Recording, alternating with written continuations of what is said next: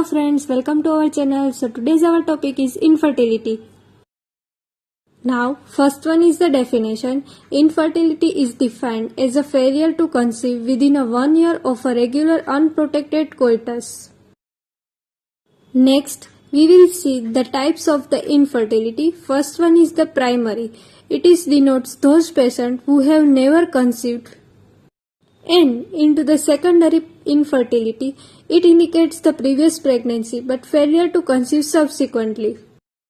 Now next, the factors which are essential for the conception is, first one is the healthy spermatozoa should be deposited into the vagina or near the cervix.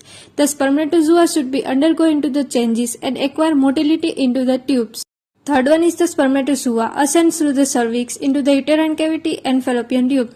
There should be ovulation, fallopian tube should be patterned and the oocyte should be picked up by the fimbriated end of the tube and the spermatozoa should be fertilized the oocyte at the ampulla of the tube. The embryo should be reached at the uterine cavity after 3 to 4 days of the fertilization and endometrium should be receptive for the implantation. Now into the causes, male factors and female factors both are responsible. First, fault into the males. Into the male, defective spermatogenesis, obstruction of the efferent duct system, failure to deposit sperm high into the vagina, and there is errors into the seminal fluid. First one is the defective spermatogenesis. The factor which are affected to the spermatogenesis is the congenital factor. Into this, any congenital abnormality, thermal factor. The thermal also affect the spermatogenesis, any chronic infection, general factors, endocrinal, genetics, heterogenic and immunological factors. The second one is the obstruction of the efferent ducts. The ducts may be obstructed by the infection like tubercular, gonococcal or surgical trauma. In Young syndrome, there is a epididymal obstruction and bronchostasis. Third one is the failure to deposit sperm high into the vagina. Into this, there is a erectile dysfunction, ejaculated defect and hypospadiasis condition is seen. Now next we will see the sperm abnormalities. The loss of the sperm motility. It is known as the asthenozoospermia and the abnormal sperm morphology. There is a round sperm head. It is known as the tetrazoospermia. Now, fourth one is the errors into the seminal fluid, usually high or low volume of the ejaculate, low fructose concentration and high prostaglandin content. Now we will see causes into the females. First one is the ovarian factors, tubal and peritoneal factors and endometriosis or a uterine factors. First one is the ovarian factors. Into this there is an anovulation or a oligoovulation. It is disturbed due to the HPO axis, either primary or secondarily from the adrenal or a thyroid dysfunction. Now into this there is a second one is the luteal phase defect and the third one is the luteinized unruptured follicle. The second, the tubal and peritoneal factors. Into this, the obstruction of the tube, it is due to the peritubal adhesion, endosalpingeal damage, tubal endometriosis, polyp or a mucus debris within the tubal lumen. Third one is the peritoneal factors. Into this, dyspareunia, abnormal peritoneal fluid, abnormal systemic immune response and increase the phagocytosis of the sperm by the macrophage. Now next one is the uterine factors.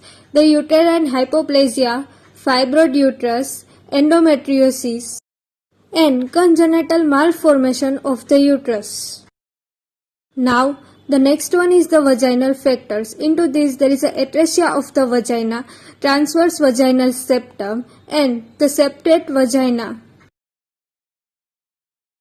Now next we see the causes both male and female. There is a lack of the knowledge of the coital technique and timing of the coitus to utilize the fertile period are very much common. Anxiety and the apprehension, use of the lubricants during the intercourse which may be spermicidal and the immunological factors. Now next one is the investigation. First we will see into the male. First we have to take the history, age, period of the marriage, etc. The physical examination of the testicles, urine, blood routine checkup and the semen analysis should be done. Now next into the female. First, history tracking, age, period of the marriage, etc. The surgical history, menstrual history, previous obstetric history, and the contraceptive problems and the sexual problems.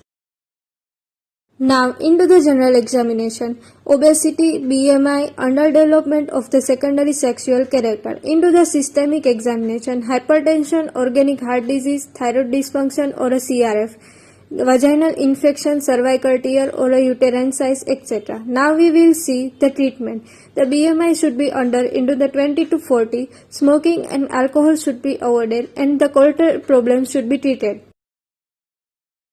Now next, the treatment into the male.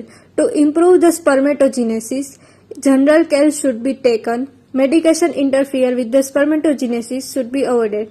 Now into the female, the general care, drugs, surgery like a laparoscopy, ovarian drilling, removal of the ovarian tube and uterovaginal surgery, etc. Thank you so much for watching this video. अगर आपको video पसंद आए तो इस video को like, share और channel को subscribe कर दीजिए।